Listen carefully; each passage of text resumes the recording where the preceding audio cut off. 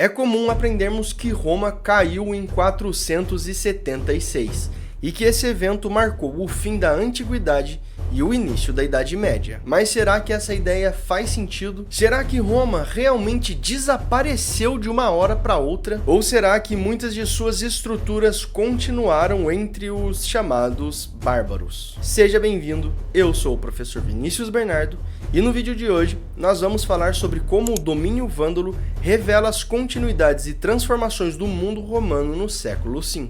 Em 25 de fevereiro de 484, Hunérico, rei dos vândalos e dos alamanos, governante das antigas províncias romanas do norte da África, emitiu um decreto contra a heresia católica praticada pela população romana de seu reino. Os vândalos também eram cristãos, mas eles seguiam a doutrina ariana e consideravam que a crença da maioria romana era equivocada e deveria ser reprimida. Após a morte de Hunérico em dezembro de 484, perseguição perdeu a força. No entanto, o tom do decreto e a forma como a lei foi aplicada sugerem que havia um deboche intencional. A lógica parecia a seguinte: vocês usaram essas leis contra cristãos no passado, então nada mais justo aplicá-las contra vocês. Essa provocação fica evidente na própria redação do decreto de Hunérico. Em uma de suas passagens lemos: é necessário e muito justo virar contra eles o que está contido nessas leis que foram promulgadas pelos imperadores de diversas épocas que,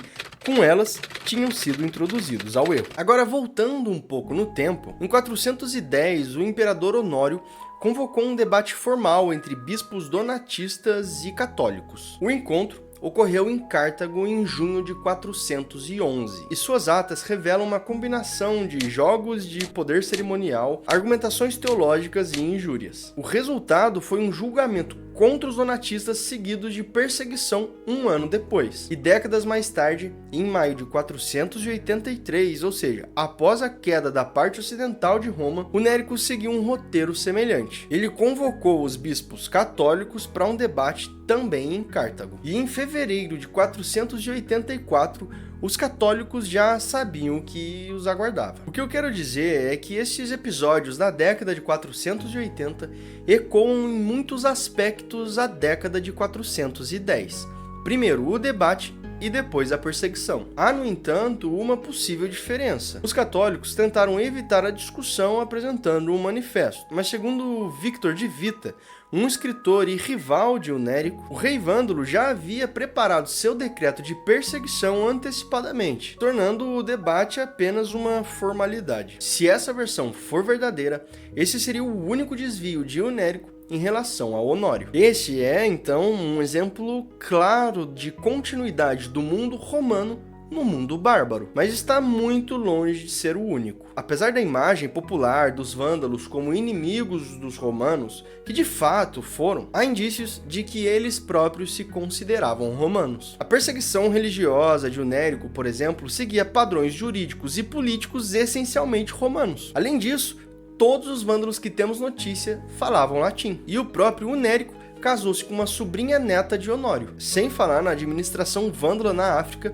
que era idêntica à administração romana anterior. Até mesmo na cultura material, a continuidade é evidente. A moda vândala, por exemplo, pode até mesmo ter incorporado elementos próprios, mas ainda era uma adaptação dos modelos romanos. Na economia, os vândalos cobravam tributos como os romanos faziam, e as suas elites acumulavam riquezas e as gastavam à maneira romana, construindo luxuosas residências urbanas e igrejas. O historiador britânico Chris Wickham sugere que em algum nível podemos enxergar os vândalos como uma versão dos próprios romanos. Eles poderiam ser vistos como um exército regenerado que tomou o poder em uma província e a governou aos moldes romanos. Embora os vândalos nunca tenham sido tropas federadas do império, eles se assemelhavam muito a elas, e qualquer um teria dificuldade em encontrar algum elemento em suas práticas políticas e sociais que não tivessem raízes romanas. Mas seria um erro pensar que, quando Genserico invadiu Cartago, nada mudou.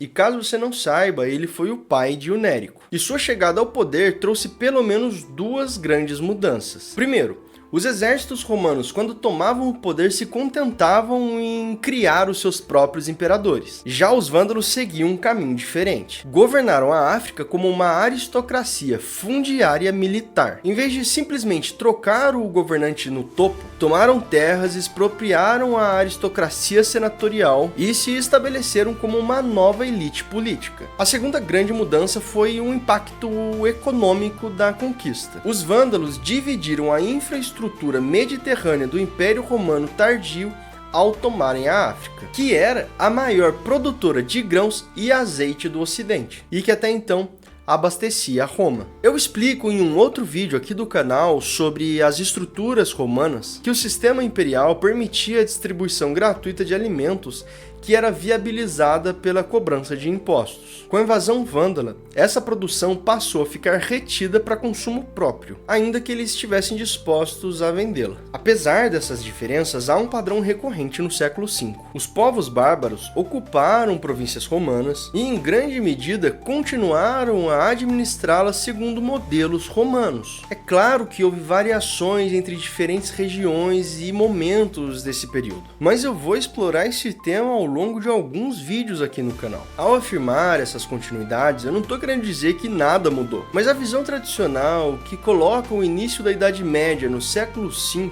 sugere uma ruptura brusca, como se Roma tivesse desaparecido de um dia para o outro. No entanto, 476 não marcou o fim abrupto do mundo romano. Muitas de suas estruturas e práticas continuaram entre os povos bárbaros. Isso evidencia que a transição entre a Antiguidade e Idade Média é muito mais complexa do que uma simples queda. Esse vídeo é uma continuação argumentativa de um vídeo anterior em que defendi uma longa transição da Antiguidade para a Idade Média, e não como se tivesse sido um colapso imediato. Esse período de transformações graduais que explicam melhor como a história se transforma chamamos de Antiguidade Tardia. Essa noção começa a dar as bases para se entender que a história não é feita de simples rupturas, mas de transições complexas. Entender isso é fundamental, porque muda não apenas a forma como pensamos o passado, mas também como interpretamos grandes mudanças na história. Se gostou do vídeo,